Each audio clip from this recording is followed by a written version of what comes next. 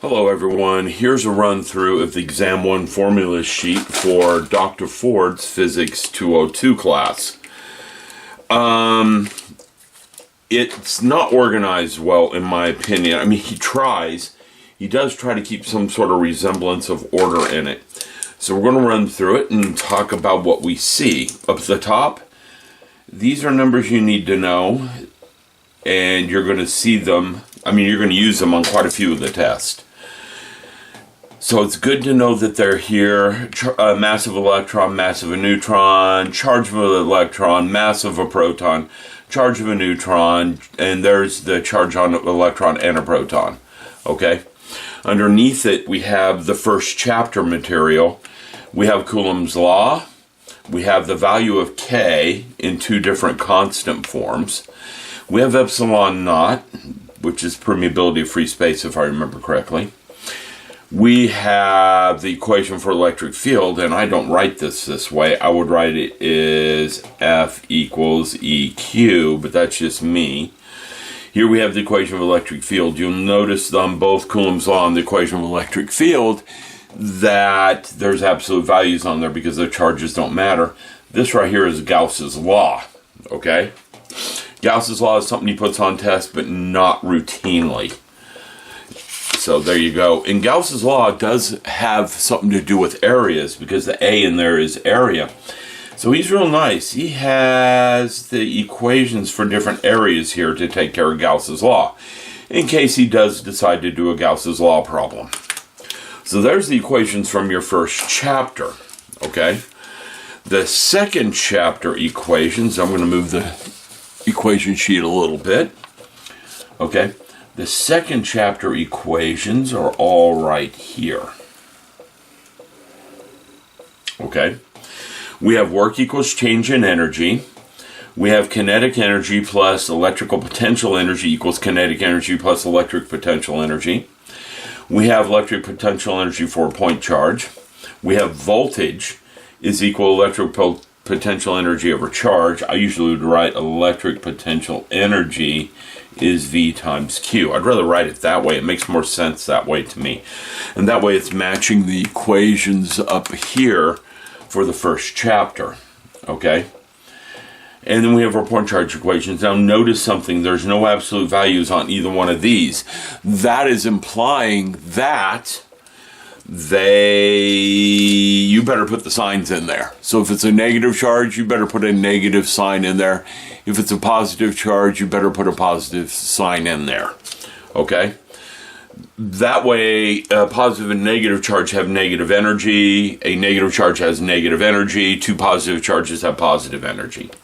It does make a difference in the calculations over here.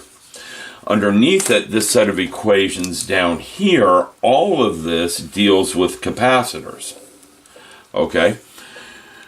And you've got a parallel plate capacitor right here, and this is the equation for capacitance. It's missing the dielectric constant, however. The equation should be K epsilon naught A over D. That way you have your dielectric constant added in. He takes care of that down here. This is his way of adding the dielectric constant, and I personally don't like that. I'd rather write my capacitance equation that way. He does have series and parallel capacitors, how to add them. Here's the energy in a capacitor. Remember in physics, U represents energy, so it's the energy stored in a capacitor.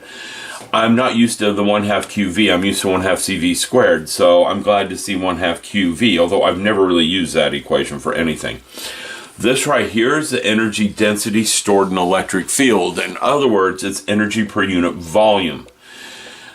We don't really see that on tests very often, so that equation, while might be useful for some, it's not something I would see.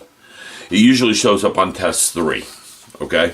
So that's what that is. Looking through Dr. Ford's old tests, you really don't see it.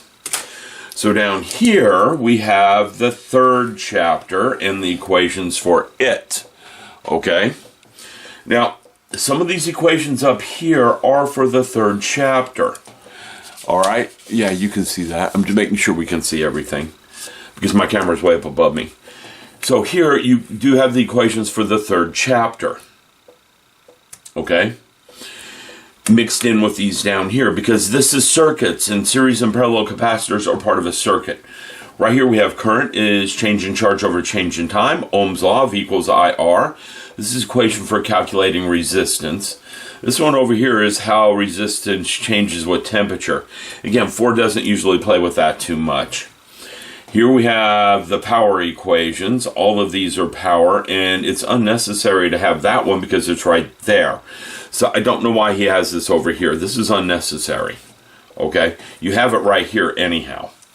Then we have series and parallel resistors for those kind of problems.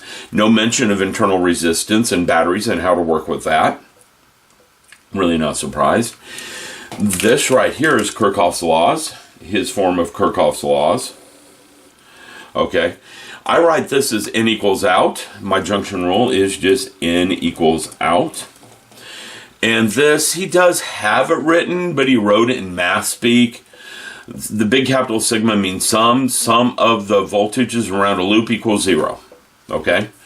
Now at the bottom, down here, these evil looking things down here, and I call them evil because the math can be pretty strenuous, and since there's the E number or Euler's number in a lot of these, that means solving any math involves natural logs. And Dr. Ford doesn't like that. If you don't have Dr. Ford, and you found this, and you've got the same equation sheet, well, your teacher probably will use those.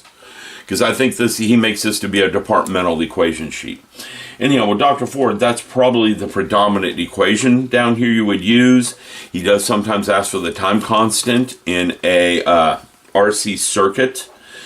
He asks mainly theory questions off this, like, I got a resistor and a capacitor, there's so much charge on the capacitor, the battery has this voltage, what's the current through the resistor?